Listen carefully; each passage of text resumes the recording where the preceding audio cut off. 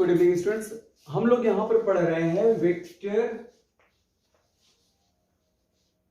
या इसी को क्रॉस प्रोडक्ट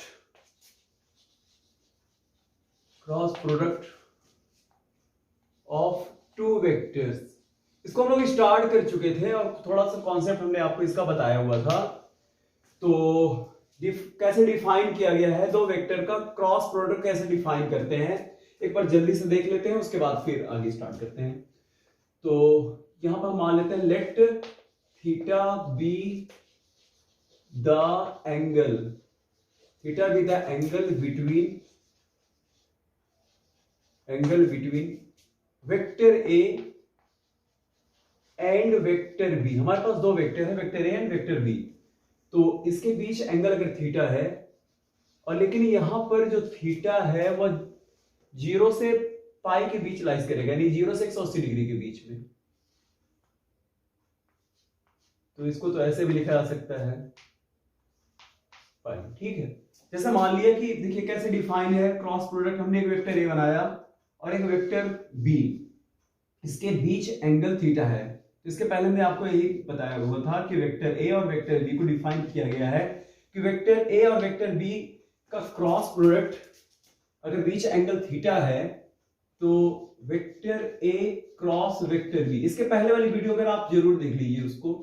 तो vector A cross vector B define होता है magnitude of vector A, magnitude of vector B, sine of theta, N cap.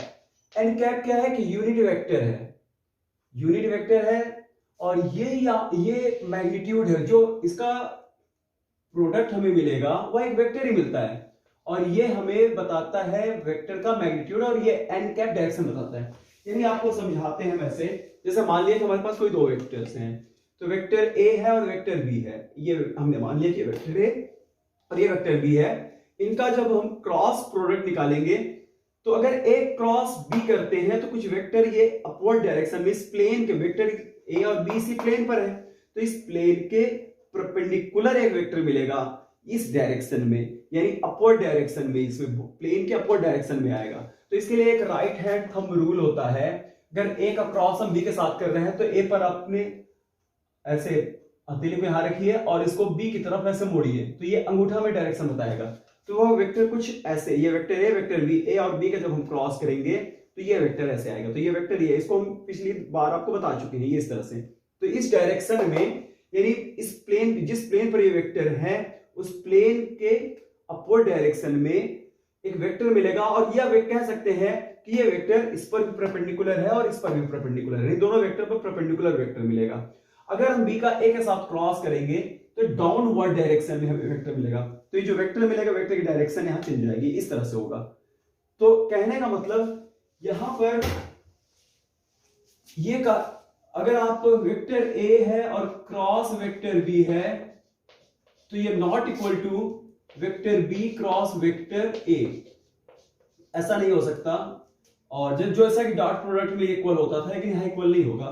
तो ये कुछ इस तरह से होगा, डायरेक्शन ए क्रॉस बी है, अगर हमें इसको बराबर ही करना तो आगे नेगेटिव लगाएंगे, और vector B cross vector A इस तरह से दिखाएंगे। तो ये हमने आपको इसके पहले रिकॉर्डेड वीडियो में और समझाया हुआ है, आप वहां वीडियो जरूर देख लीजिए। अब आइए, एक वेक्टर हमारे पास है वेक्टर ए, वेक्टर ए का वेक्टर ए के साथ में ही डॉट प्रोडक्ट निकालते हैं, देखते हैं क्या मिलता है रिजल्ट। वेक्टर ए का वेक्टर ए के, सॉरी डॉट, क्रॉस प्रोडक्ट निकालने जा रहे हैं। वेक्टर ए का वेक्टर ए के साथ क्रॉस प्रोडक्ट निकालेंगे, तो वेक्टर ए का वेक्टर ए के साथ क्रॉस प्रोडक्ट जब हम यहां पर निकालेंगे तो अब देखिए ये दोनों वेक्टर क्या है, सेम है, एक ही वेक्टर है। तो थीटा क्या होगा, दोनों वेक्टर के बीच थीटा जो होगा वह 0 डिग्री होगा। तो ये डिफिनीशन है हमारे पास, तो हम क्या लिखेंगे, magnitude of vector A, magnitude of vector A, vector A का वेक्टर ए के साथ ही क्रॉस प्रोडक्ट है। तो अब यहां पर साइन 0 डिग्री आ जाएगा, और चलिए मान लेते हैं एन कैप। अब भाई साइन 0 डिग्री तो 0 होता है, तो सब तो पूरा 0 हो गया। तो इस तरह से यहां पर जो हमें वेक्टर मिलने वाला है वह एक जीरो वेक्टर मिलेगा। यानी हम कह सकते हैं कि वेक्टर ए के साथ में क्रॉस प्रोडक्ट जीरो वेक्टर देगा। उसी तरह आई कैप और आई कैप का क्रॉस प्रोडक्ट भी जीरो वेक्टर आएगा। और जे कैप, अब देखिए आई का आई के साथ जो दिखा देते हैं कैसे होगा। चलिए आई का आई के साथ अगर क्रॉस प्रोडक्ट निकालते हैं तो क्या है definition, magnitude of I cap, फिर साइन, भाई आई का आई कैप के साथ यूनिट वेक्टर है तो एंगल क्या हो जाएगा यहां पर साइन 0 डिग्री। और चलिए मान लेते हैं एन कैप ही है, लेकिन साइन 0 0 पूरा सब क्या कर देगा, जीरो कर देगा, यानी हमें एक जीरो वेक्टर मिलेगा। तो उसी तरह से कहा जा सकता है कि जे के साथ भी जीरो वेक्टर आएगा और के कैप के साथ अगर हम डॉट प्रोडक्ट करते हैं तो भी हमें जीरो वेक्टर मिलेगा। अब देखते हैं आई कैप और जे कैप का क्रॉस प्रोडक्ट क्या होता है। अब इसको देखते हैं, तो आप यहां तक कॉपी कर लीजिए, उसके बाद आपको साफ करके बताते हैं।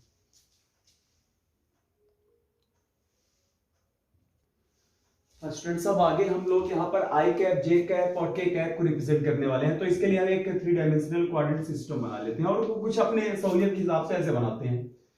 ये मान लिया कि ये एक्स, ये वाई, और इसको हमने मान लिया कि ये जेड एक्सिस है, अपने हिसाब से बनाया ताकि आसानी समझ में आ सके।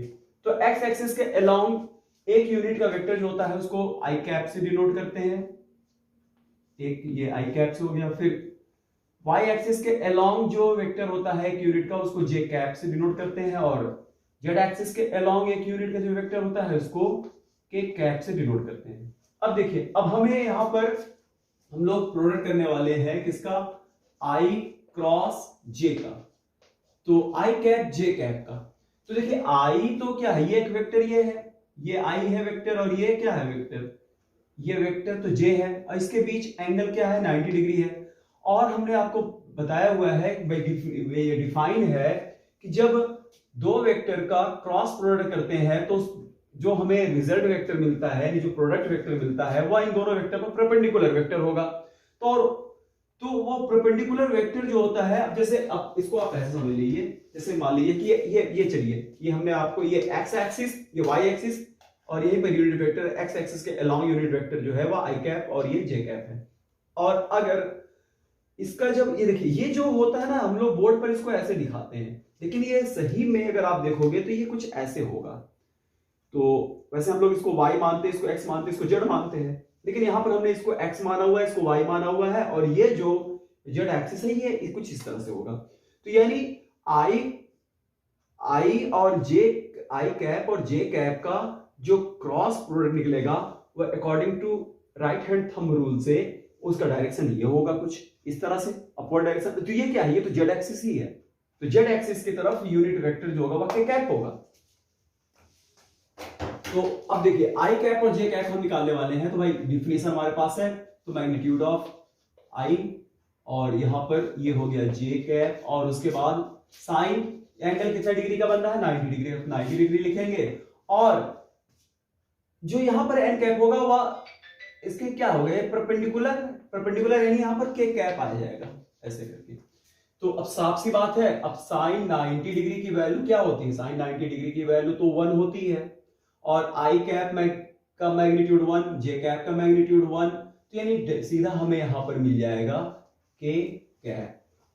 तो इस तरह से आई और जे का जब डॉट प्रोडक्ट करते हैं तो यानी आई क्रॉस प्रोडक्ट आई और जे का, जब देखिए आई और जे का वहां डॉट प्रोडक्ट, तो डॉट प्रोडक्ट में हमने देखा था यहां पर सब रिजल्ट उल्टा मिल रहा है। तो आई और जे का जब क्रॉस प्रोडक्ट किया गया तो यहां पर हमें रिजल्ट क्या मिला, के कैप मिल रहा है। और इसी तरीके से अगर हम इसको उल्टा करें, जैसे जे का आई के साथ, तो ये क्या हो जाएगा, इसे डायरेक्शन डाउनवर्ड हो जाएगी, यानी आपको यहां समझा रहे हैं। अभी हमने क्या किया था, आई का जे के साथ किया तो ये रिजल्ट आया, क्योंकि ये according to right hand thumb rule ये ऐसे जा रहा है। अगर आप जब इसको ऐसे करेंगे, मतलब इसका जे का आई के साथ क्रॉस प्रोडक्ट, तो ये अंगूठा डाउनवर्ड जा रहा है, तो यानी इसका डायरेक्शन जो होगा कुछ ये इस तरह से होगा, ऐसे होगा। तो ये यहां पर हम जब इसको अगर जे कैप क्रॉस आई कैप करेंगे, तो वैसे भी हमने आपको बताया हुआ है कि A cross B negative B cross A के होता है, तो यहीं से आप समझ सकते हैं। तो इसको हम क्या करेंगे, यहां पर सीधा नेगेटिव के कैप कर सकते हैं। एक आसान तरीका और है, ऐसा है कि यहां पर इसको एक साइक्लिक ऑर्डर में आई जे के को लिखिए। यहां पर हमने लिखा आई और यहां पर लिखा जे कैप आई कैप और यहां पर हमने लिख दिया के कैप। अगर ये एंटी क्लॉकवाइज डायरेक्शन में अगर देखते हैं एंटी क्लॉकवाइज डायरेक्शन में, क्योंकि ये एंटी क्लॉकवाइज डायरेक्शन है, आई का जे के साथ तो के आएगा पॉजिटिव, तो यहां पर क्या मिलेगा, ये सारा रिजल्ट हमें पॉजिटिव मिल जाएगा। आई का जे के साथ तो के मिलेगा पॉजिटिव। अब देखिए जे का के साथ, जे कैप के कैप का क्रॉस प्रोडक्ट, देखिए जे है तो के आई, ये हमें यहां पर आई मिल जाएगा। अब इसी को हम क्या करेंगे, इसको उल्टा कर देते हैं, यानी के कैप क्रॉस, अगर हम जे कैप करेंगे तो ये रिजल्ट हमें जो मिलेगा ये नेगेटिव आई कैप मिल जाएगा।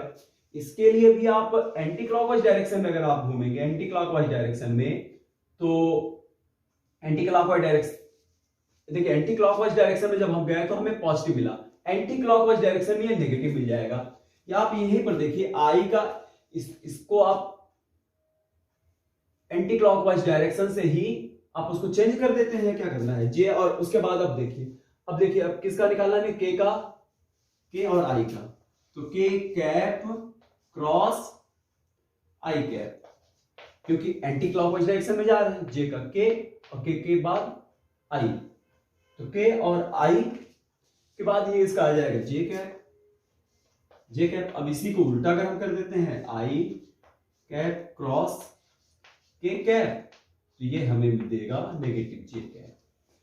और अगर आप इसको और ऐसे समझना चाहते हैं तो इसको आप एंटी क्लॉकवाइज डायरेक्शन में ले जाइए, तो यानी ये हो गया आई कैप और यहां पर आप लिखेंगे यहां पर के कैप और यहां पर लिखेंगे जे कैप।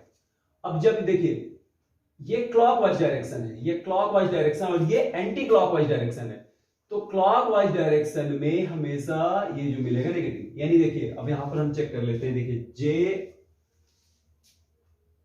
यहां देखिए जे और आई का, जे और आई का तो नेगेटिव के आया, अब के और जे का नेगेटिव आई आया, अब फिर आई और के का नेगेटिव जे आया।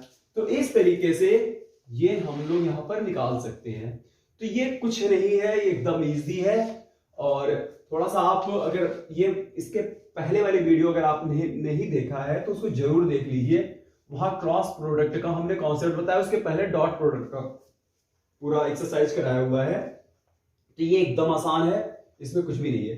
देखिए इसको हम लोग जैसे डॉट प्रोडक्ट में तो हम लोग क्या करते थे, इस आई का आई के साथ, जे का जे के साथ, क्या आई का जे के साथ डॉट प्रोडक्ट निकालते थे। लेकिन हम लोग जब दो वेक्टर का हमें क्रॉस प्रोडक्ट जब निकालना होगा तो हम लोग इस तरह से इस मेथड का यूज नहीं करेंगे, हम लोग डिटर्मिनेंट मेथड का यूज करेंगे। डिटर्मिनेंट मेथड क्या होता है, दो वर्टिकल लाइन बनाते हैं, यानी 3x3 मैट्रिसेस का एक डिटर्मिनेंट बना लेते हैं और फर्स्ट रो में आई जे और के कैप को लिख देते हैं, और इसके बाद यहां पर जो कॉफिशिएंट होता है पहले वेक्टर के स्केलर कंपोनेंट जो होते हैं, यानी आई जे के जो कॉफिशिएंट होते हैं उसको यहां पर लिख देते हैं। उसके बाद तीसरे में सेकंड वेक्टर के आई जे के कॉफिशिएंट को लिख लेते हैं। उसके बाद इसको एक्सपेंड कर देते हैं रो फर्स्ट के रेस्पेक्ट, पहली रो के रेस्पेक्ट में इसको एक्सपेंड करते हैं। इसको कहते हैं 3x3 मैट्रिक्स का एक डिटर्मिनेंट बना लेते हैं, मैट्रिसेस का एक डिटर्मिनेंट बनाते हैं। तो ये बड़ा आसानी से निकल जाता है, इसकी झंझट ही हमें नहीं पड़ती। तो हम लोग यहाँ पर जो डिटर्मिनेंट मेथड का यूज करके ही क्रॉस प्रोडक्ट निकालेंगे, इसका हमें यूज करने की जरूरत तो वहां पर नहीं पड़ेगी। लेकिन आपके एग्जाम में कभी कभी इतना ही दे देता है ऑब्जेक्टिव, एक नंबर का कि आई क्रॉस जे, बताइए क्या होगा रिजल्ट, या इसका बताइए क्या होगा। तो इस तरीके से हम लोग इसको समझ सकते हैं। अगर ये कॉन्सेप्ट आपको क्लियर हो गया है तब आप कहीं से भी निकाल सकते हो, चाहे राइट हैंड थंब रूल का इस्तेमाल कर सकते हैं, नहीं एंटी क्लॉकवाइज क्लॉकवाइज डायरेक्शन का यूज कर सकते हैं। तो नेक्स्ट टाइम हम लोग डिटर्मिनेंट मेथड पढ़ेंगे, जो कि क्रॉस प्रोडक्ट निकालने का सबसे आसान तरीका होता है। तो अब नेक्स्ट डे देखते हैं क्या है डिटर्मिनेंट फॉर्म। तो आज आप यहां तक समझ लीजिए, उसके बाद फिर एक्सरसाइज आप कराएंगे। Thank you.